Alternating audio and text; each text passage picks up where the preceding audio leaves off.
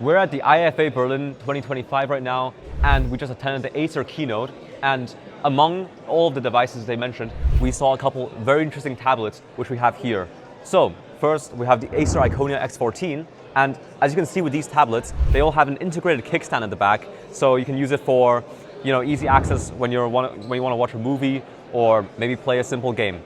But, well, what we find most interesting about these tablets specifically is their displays, because they have an OLED display. Well, it's only Full HD on this 14-inch form factor, which means that you might not have the greatest pixel density. However, this is great for watching movies or a TV series, or maybe having it as a home hub in your kitchen for a cooking tutorial or something like that.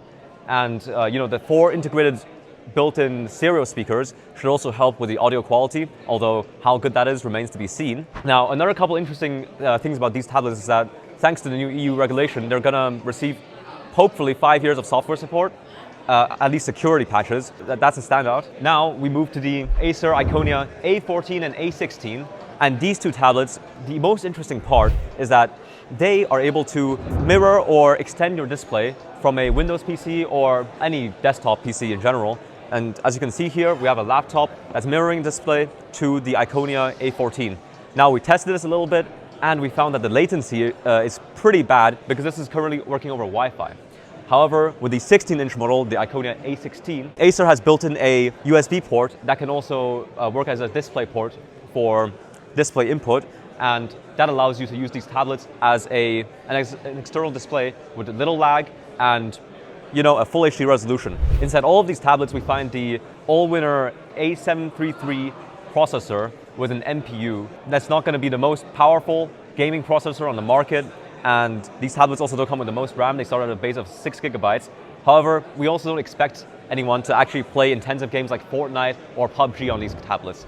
So the most you'll do with these is maybe play a game of Candy Crush or Minecraft on low settings.